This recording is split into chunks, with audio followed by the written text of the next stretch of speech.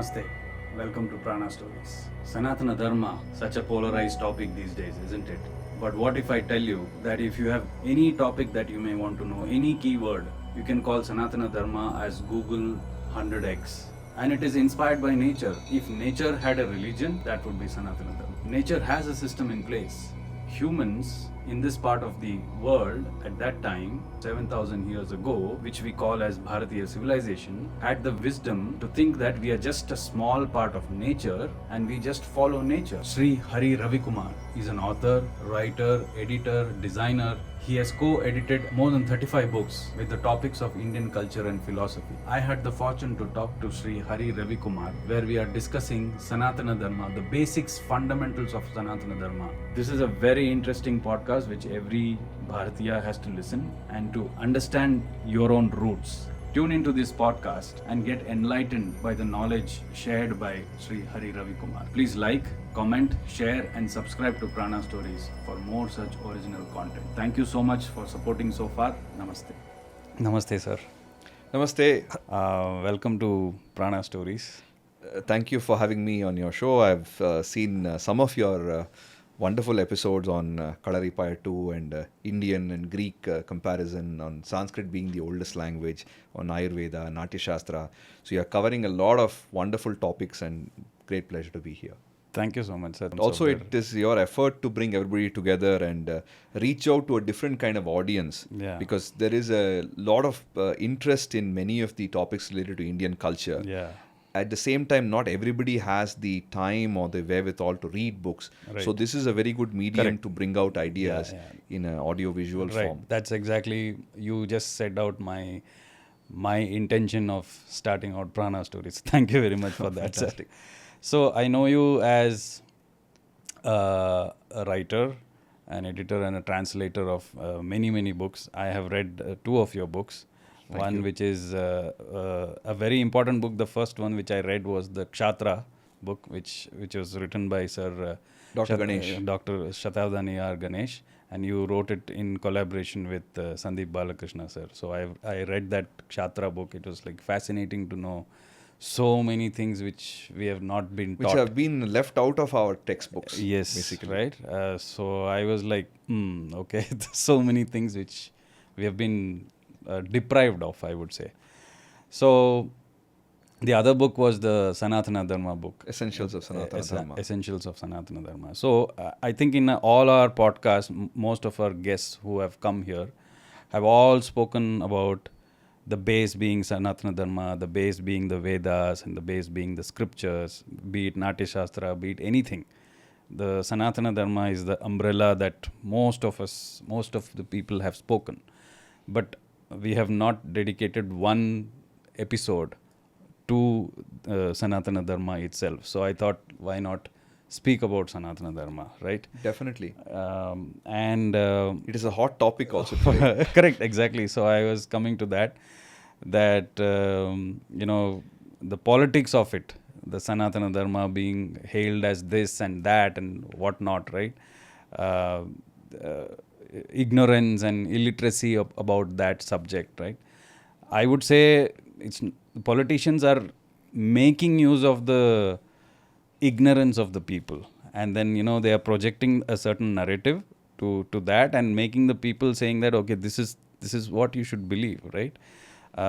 Creating a certain hatred towards a certain part of the community and saying that this is what we are and we are separate and we are this, we are not part of Sanatana-Dharma and all these things. So many polarization happening, and especially during the now it's the election season going on. So I would want us to I would like you to break all the myths about or the misconceptions about Sanatana-Dharma. Let's start from the basic concepts of Sanatana-Dharma. So the word Sanatana-Dharma itself means eternal sustainability. So if somebody is against Sanatana-Dharma, they are against eternal sustainability. They are against the basic fabric of nature. So I don't understand how somebody can think of being against something which is eternal, timeless, and which is for the sustainability of the entire human species. Although this is the basic meaning of the word, the idea of Sanatana Dharma, whether we cannot call it a religion in the Western sense, the best we can say is, a way of life or the way of leading our life in a meaningful way. These kind of things can be given. So the first misconception itself is Dharma is not religion. Yeah, Dharma is not religion because religion has a very specific connotation. It comes from the Judeo-Christian tradition. They use the word religion in English. And in the Western languages. But in India, we don't have that kind of conception which is fixed to one God, one book, one prophet. That idea is not there. It is a very different approach. And since it is the oldest form of, faith or system of belief or system of living, they did not have any name. In fact, there is a very nice... I think a lecture by the revered Kanchi Mahaperiyava, Paramacharya Sri Chandrasekharendra Saraswati Swamiji. He says that the ancient religion of India had no name. Because you need a name when some other person is there. When that is the only way of life, there is no need for a name. Similarly, in one of the earlier podcasts, I remember Arjun was mentioning how Sanskrit was only called Bhasha, right? So later on, when multiple languages developed, then you have to have a name Sanskritam, Prakrita, Pali, all these different names. So Sanatana Dharma represents the oldest system of philosophy, oldest system of belief, oldest way of life that is continuing to exist in an unbroken manner, which is synonymous with the Hindu civilization, which is easily about 8,000 years old, if not more. No other country, no other culture in the world has this good fortune to be connected with an 8,000-year-old civilization, which culture, is still living, and thriving. Yeah. So we must be very, very happy that we are born in Bharata Desha. Yeah.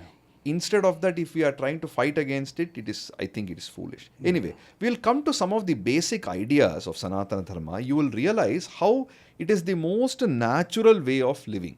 If nature had to speak in a language, it would speak in the language of Sanatana Dharma because it is completely tuned to the sustainability of the human species. One very distinguishing feature of Sanatana Dharma as opposed to Western religion and any new ideologies like communism and other things is that it is not rooted in belief alone. It is rooted in experience. Anybody and everybody has the possibility to realize this in experience. That's why the foundational ideas start with the states of consciousness. All of us have experienced this. All of us know this. We have 3 states of consciousness. The wakeful state. Right now we both are awake. Then we have the dream state. Then we have the deep sleep state, which is called the Jagrat Avastha, the wakeful state, Swapna Avastha, dream state, and Sushupti is the deep sleep. Now, when we are conversing, there is clearly a distinction. You are different, I am different. I can feel heat and cold, I can feel anger and pain and jealousy and happiness and all these emotions. But in deep sleep, can we, from that point of view, do we know that if there is somebody else, do we feel pain? Do we feel angry? Do we feel happiness? Do we remember that we are male or female? We are 40 years old or 80 years old. We are sleeping in America or India. We don't have any of those. Everything is purged. And this is something that is experienced by every person every day. Or night, yeah. So this is an experience. So starting from this, when we realize that there is a possibility of looking at life as a whole, not just the wakeful state. So if you take only the wakeful state, then you see distinction. You see this fellow is a believer, this fellow is an infidel. You see this person is from this Varna, this person is from another Varna. This he is a brahmachari, that person is a grihastha. All these distinctions are visible only in the wakeful state. But when we look at life as a whole, automatically we see the possibility of the oneness. Then later they also came up with the idea of Turiya, which is the state in which a Jivan Mukta or a completely realized soul is living in, where even though they are awake, they have the same experience like in deep sleep. Even though they are awake, they don't associate with the body. They don't associate with emotions. They look at everybody as one. They are completely fulfilled. They are not dependent on any external source for their happiness. They realize that they are Ananda Swarupi. They are happiness. They realize the internal self. So even while being awake, they are in the same state as in Sushupti. Okay. Right? So this is one of the idea. Then we have the concept of Purusharthas, the four cardinal values of human life or the objectives of human life, where starting with Kama, which is what every being has, Kama, which is desire. The desire, the enjoyment which comes from fulfilling desire also is called Kama. In order to fulfill the desire, in order to fulfill Kama, we need some method that is called Artha, the means to fulfill Kama. Now, everybody has desires. Everybody is trying to see how to fulfill the desires. In this mad rush of everybody, we need to have something that ensures my attempt in trying to fulfill my desire should not come in the way of your attempt of fulfilling your desire. So there is this, traffic management system kind of thing called dharma. Otherwise, all the cars are going in the street without a traffic signal. You are going to beat up each other. We are going to crash into each other. So this system which organizes the artha kama of every individual in the world is called dharma, because our desires are unlimited. Everybody can desire anything and everything. But the means to fulfill that desire, the artha, the demand can be whatever, but the supply is only limited. Yeah. So from the limited supply, how to equitably, dharmically give the share is the job of dharma. Equitably does not mean giving everybody equally. It is in appropriate measure how this supply and demand is fulfilled. That is dharma. So when dharma is imposed from an external agency, it is a rule. When dharma comes from within, it is a realization. So that's why we have aspects like swadharma and so on, which we'll come to in some time. Yeah. When this artha and kama can be balanced by dharma, and when slowly we are able to let go of our kama, then there is no need for artha, there is no need for dharma, then we go to the state of moksha. Moksha basically means eternal bliss. What kind of bliss? A bliss that is not dependent on any external parameters. I don't need a great food. I don't need to be in a spa. I don't need to be in a holiday destination. I don't need to have some beautiful men or women or children next to me. I don't need anything by myself without any external dependencies. If I can be happy for a sustained period of time without a break, that is moksha. Otherwise, there are bursts of happiness where we all experience. You are watching a beautiful, dance program, or you're listening to some nice music, or you watch a movie. For short periods of time in between, you experience that bliss. But if you can experience that bliss all the time without any external dependencies, that is what is called moksha. So this, we have the idea of the purusharthas. Yeah. Then there are so many other concepts like this, which it will take some time to go deep into it. But primarily, the idea is to understand that we are all children of nature. We understand that there is a cosmic order or rita. When we realize that there is this great order and everybody is supporting our existence, we naturally develop gratitude. That gratitude is manifest as which we call as rina or debt, the cosmic debt. So in order to repay the debt, we do yajna, dana, tapas. Yajna is any act of self-sacrifice, any service above self is yajna. Not necessarily in literal sense. Yajna is a fire ritual, which we have certain ritviks and the 3 agnis and all these things. Traditional fire ritual is yajna, but yajna in spirit is doing something with selflessness. Then dana, offering something to others without any expectation to the right person at the right time, dana. And tapas, which is hard work and effort and single-pointed focus to cultivate ourselves. That is tapas. So like this, we do these different yajnas in a bit to repay our debt to nature, debt to the deities, debt to our ancestors, our people around us, to all the aspects of nature. So our life is about realizing that we are dependent on so many people, the gratitude for that, and repaying that debt in our own humble way. And then also we have the idea of swadharma, that is the activity that is most natural to me, that is most suited to me, I take up based on my innate abilities and what I like to do. This is swadharma. And then we have certain rituals which help refine our being, like for example different samskaras we have. So what are the samskaras? They are important points in a person's life where we try to celebrate that and we try to refine that our life by going to the next stage, getting ready for the next stage. Which means like daily activities. No. Daily. So samskaras are basically, we have something called as a Shodasha Samskara, 16 samskaras, which have, we identify different points of time in a person's life, which are very valuable, and we celebrate that and we pray that we do the next stage well and so on. For example, we have when the child is born, there is this samskara called Jata Karma, where they will put some ghee or something in the mouth of the child, and then the father will whisper into the child's ear a mantra which basically says, just as you take the milk from your mother's breast, may you also absorb satya and all the good qualities and all the virtues.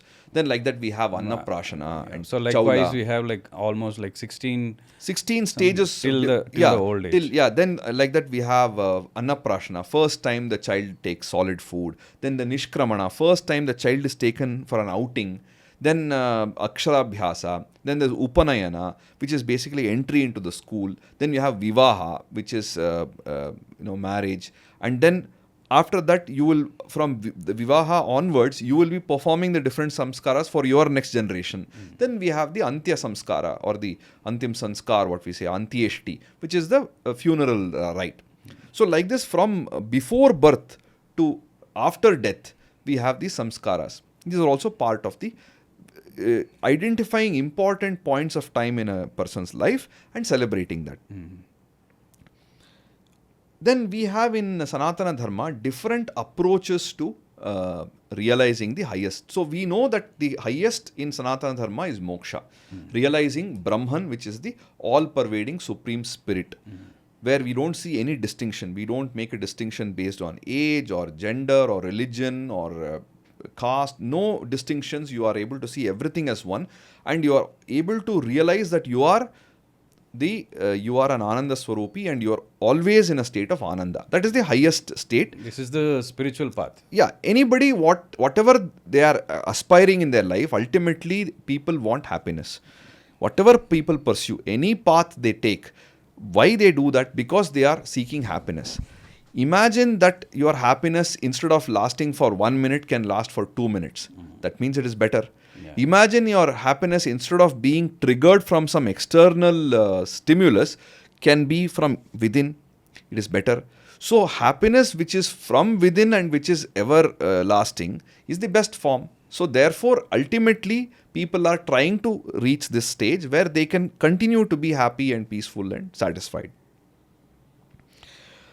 So like this, when we see, these are the basic ideas, core concepts of Sanatana Dharma. So then you also mentioned the difference between the Abrahamic religions and Sanatana Dharma is that it's like a one book based religion versus scriptures based. It's not even a religion, right? So can we talk about the scriptures, the base, what are the texts that are part of the Sanatana Dharma? Because okay, I'll just take a few minutes and just give a brief outline of the difference between the Abrahamic religions, that is basically Judaism, Christianity, Islam, and the religions that came in that family, like the Latter-day Saints, Mormonism, and so on, and the Eastern way of looking at things, that is Sanatana Dharma, and then also the other kind of sub-religions or sub-groups like Jainism, Buddhism, Sikhism, and so on. Primarily, the Western model, for the ease of discussion, we call it Western and Eastern. Okay, so Western model is that there is only one God, there is only one prophet, or there are a specific set of prophets, and then they have given their teachings of the God has given the teachings through that prophet or through a few select prophets in one book. There is only one book. If you believe that, you are a believer. If you don't believe that, you are an infidel. So this distinction into believers and infidels, this is the only way, this is the only path. You have to follow this, or else you are a non-believer. By default, you are a sinner. You have to follow this path, then you may attain the higher level. There is only one life. So at the end of this life, there is a judgment day. If you are believing our story, what is there in this book, you will get an eternal place in heaven. If you don't believe or you have anything, you are against this thing, you have eternal place in hell. This is the scheme of things there, roughly. Of course, there are so many nuances and all that. In the Eastern way of thing, it is not based on belief. It is based on experience.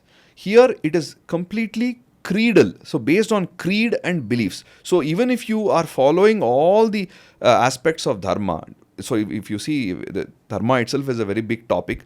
We have different characteristics of dharma, like honesty and cleanliness and fortitude and not coveting others, things like this, whatever. Even in their tradition, they have the 10 commandments and everything. So even in 10 commandments, one of the important thing, you must believe in this particular God. It is not enough if you are honest and you are good-hearted and you are helping other people and you are selfless. That's not enough. You must also believe in this book. Yeah. So it's based on a creed. Here it's based on conduct in the Eastern way. Your behavior is important. Whether you believe in God, don't believe in God, it's secondary. Whether you are following certain ritual or not, secondary. What is most important is you are following dharma. You are adhering to fundamental practices. There is no one God. There is one Brahman which is defined as something which is all pervasive. There are many deities. You can choose the deities you want to worship. I want to interrupt there, that there is also a misconception that there are 330 million gods in Sanatana Dharma. That also maybe you can cover. So the thing is, some people say 33, some people say 330 million and so on. At the end of the day, basically what is the idea? That there are many deities. Because each of us will have our own liking and our own tendencies based on which we can choose our deity. Naturally, some people are attracted more to the personality of Rama. Naturally, some people are more attracted to the personality of Kali or Krishna or Hanuman or Ganapati or Subramanya. Each of them represents something, right? Yeah. Now, Kali represents certain power and energy and tejas. So, Hanuman represents the strength and selflessness and relentless, working and trying to reach the goal. So, Hanuman is an inspiration in a different way. Now, Ganapati is a different kind of inspiration. What we are trying to accomplish, we are trying to reach a certain state. Even in Bhagavad Gita, he says, right, whatever deities we pray to, ultimately we will reach that level. Whatever we are meditating constantly upon, we are trying to invoke that in us. Yeah. What is the meaning of praying to Krishna? Yeah. We are trying to invoke Krishnatva in us. Correct. We want to reach that level. We want to try and attain at least some part of what he stood for. Correct. So like that, we have multiple deities. Then we don't have one authoritative text. Vedas are the basic revealed scriptures in Sanatana Dharma, but there are so many scriptures. Then we have so many gurus and teachings. And the scriptures themselves say you are not bound by the book. You realize the truth, then you have transcended the book. Just like you use the boat to cross the river, then you leave the boat and you go further forward. You don't need to carry the boat. Yeah. So that is roughly the distinction between the two systems. So these are like guidelines, right?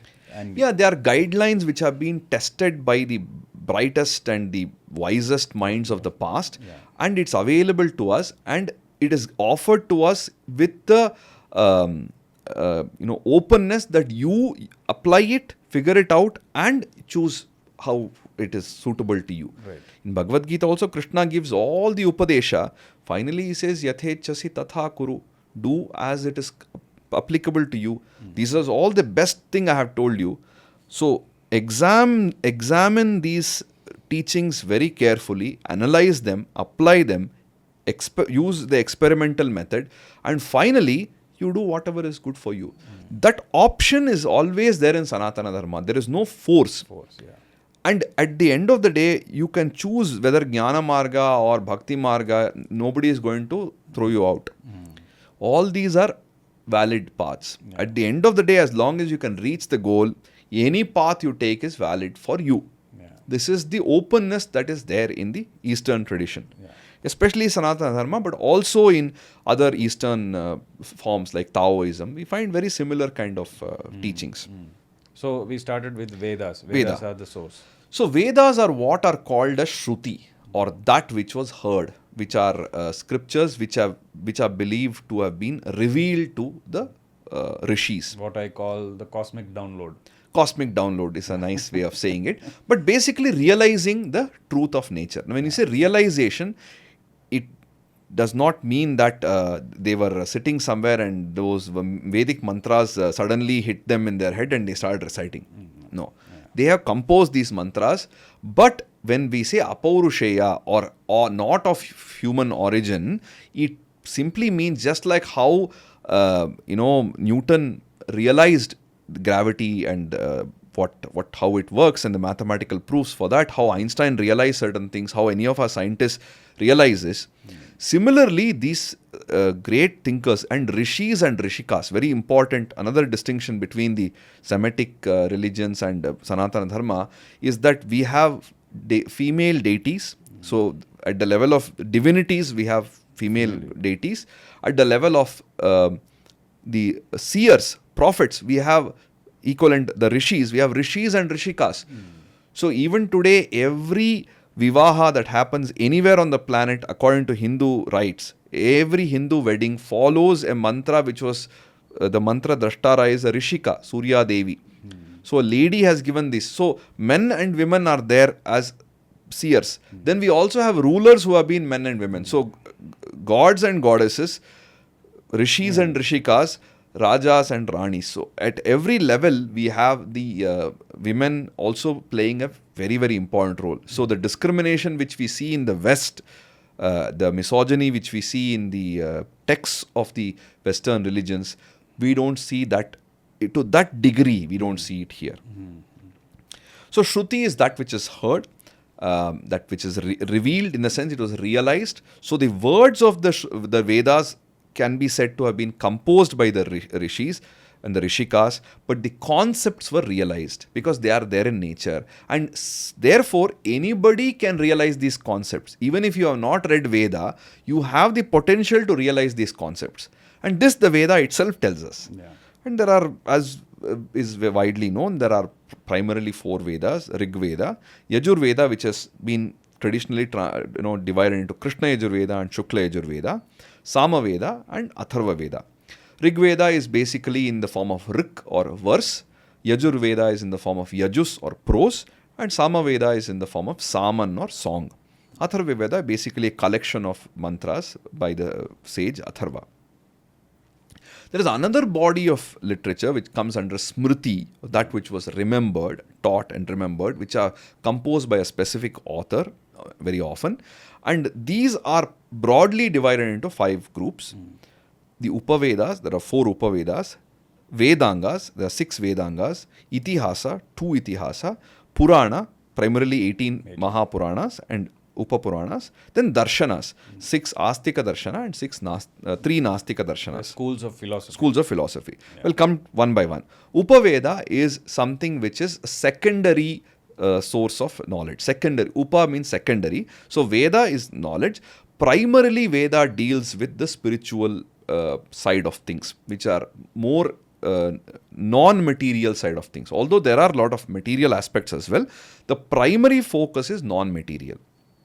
Whereas Upaveda is more of a secular kind of studies, like Ayurveda is one of the Upavedas, Gandharva Veda, which includes Natya Shastra, Kama Sutra and all this thing, Artha Veda, which includes like Artha Shastra of Kautilya and Shukraniti and so on.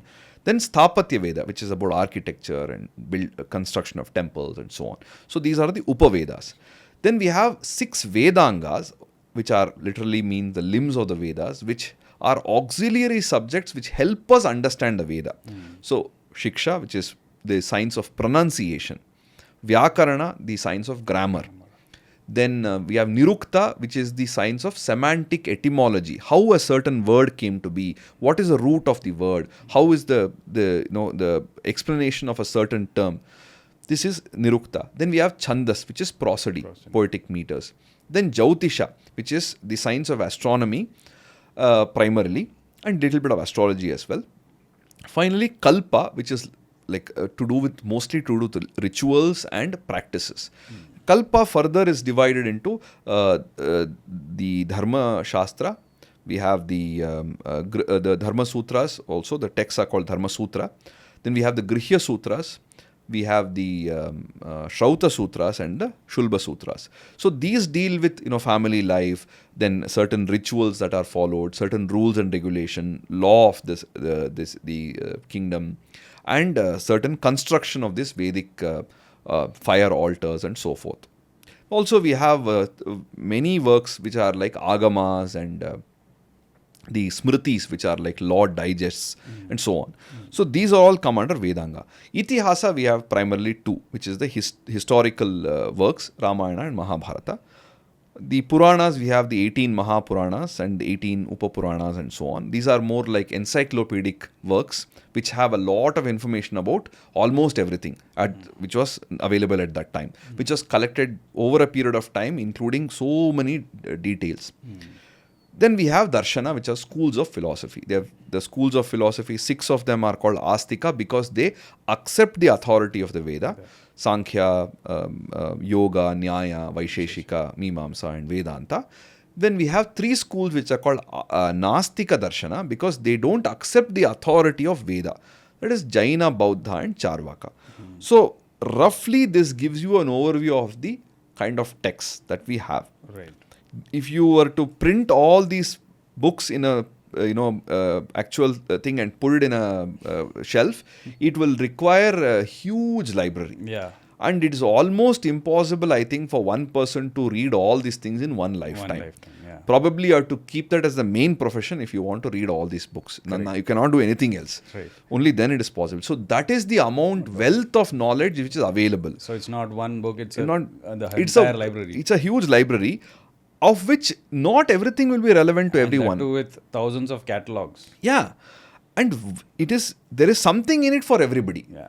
Whatever, it is not possible for any thinking, honest person to walk into the Sanatana-Dharma library and not be impressed by something. Correct. We have Kavya, we have dramaturgy, we have, we have economics, politics, Take any sex, keyword. Any keyword, you will find it in this thing. Yeah, yeah. So that is the wealth of knowledge. And if somebody wants to, ban this or somebody wants to eradicate this, just think of it.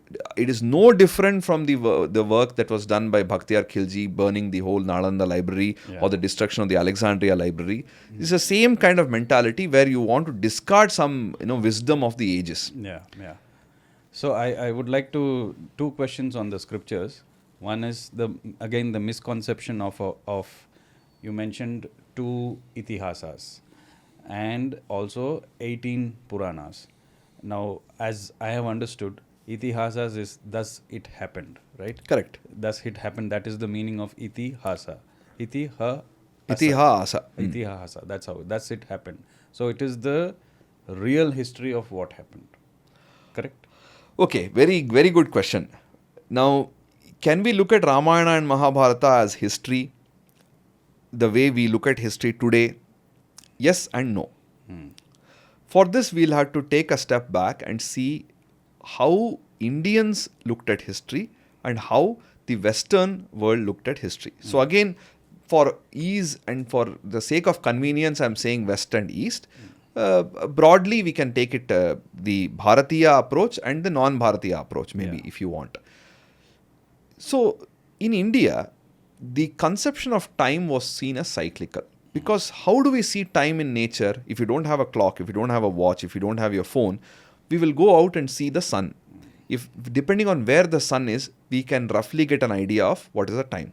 We see the moon. Then based on the phases of the moon, we know which part of the fortnight we are. Then if we spend enough time, we know whether we are in a Krishna Paksha or whether we are in a Shukla Paksha. That is the fortnight of the waning moon or the the waxing. waxing moon, We can 2 nights or 3 nights in a row when you see the moon, you will know whether you are in this cycle or that cycle.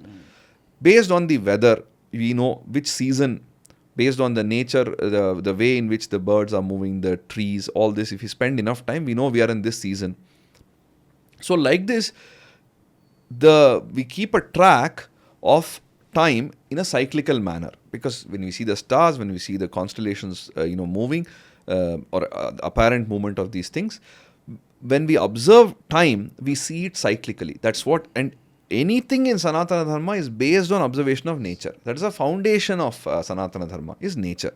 So when we see that time is cyclical, that's how also I think they got the concept of birth and death and rebirth and again death, this whole thing. Because we see that, when you go to a tree in autumn, all the leaves will fall down. Within a few months during spring, again everything is full of blossoms. Yeah. So they realized that this birth and death also is probably like that. They came up with that idea of birth and rebirth and, this thing. Mm-hmm. So therefore, because time is cyclical, imagine a circle, you're drawing a circle. Now, if you just see a circle, which is the starting point of the circle? There is no starting point. Every point is a starting point. Every point is a midpoint. Every point is an end point. Yeah. Whereas if you take a straight line, one of the two sides, there must be a starting point. Yeah. Either you draw it from left to right or right to left. There is a midpoint, very clear midpoint. So the Western approach was time starts now and it goes on and time ends. So it is a linear approach to time. So therefore they said one life starting here, ending here, and then eternal damnation or eternal salvation. So that was the approach. Therefore for them it became very important to record the facts associated with history. Whereas in India, facts and values associated with history. So much more than the day on which Rama was born, whether Rama was born on 14th April or 20th March, it is immaterial. We are more interested in the greatness of Rama, what he accomplished, how he was able to let go of his kingdom in a without batting his eyelid, he gave up everything. Whenever it was required to go and fight a war and fight against one of the greatest kings of that time, Ravana, he went and fought without any this thing. So like this, if you see so many actions that we want to emulate. Similarly, whether it is Krishna, we want to emulate the action, the strategic mindset of Krishna, the amount of toil he did for dharma. Continuously from the beginning to the end, he is toiling for dharma. Even as a small boy, he goes and kills his own uncle for the sake of dharma. As an old man, he kills his own people for the sake of dharma. In the Mausala Parva, we see in Mahabharata. Like this, we are more interested in the values of history, not in the factual information. Whether Krishna had 8 wives or 16,000 wives, which was what was his third wife's name, whether he spent more time, this is not important. Whether he lived here in this particular place between this year and that year, it is not. That is secondary.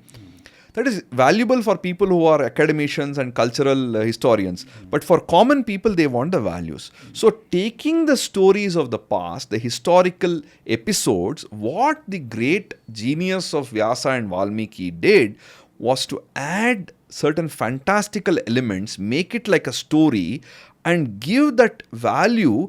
Like how we give a certain medicine to children, in honey. When a young child, it is difficult for them to swallow a tablet. A mother will just powder that, mix it with honey and feed it. So the child thinks it is eating honey, but actually it is getting the medication, whatever is required. So like this, Vyasa Valmiki are given the dry historical facts in this beautiful honey coating for us to enjoy as a sweet. Correct. That's why it's so entertaining. At the same time, we learn the most important values. So people who question the authenticity of the story in terms of facts and figures, the message from you is that understand it from a value perspective. Yeah, because I think it is immaterial. Even for example, right, even today, when you look at current affairs, it is more useful for us to get the value rather than the factual information.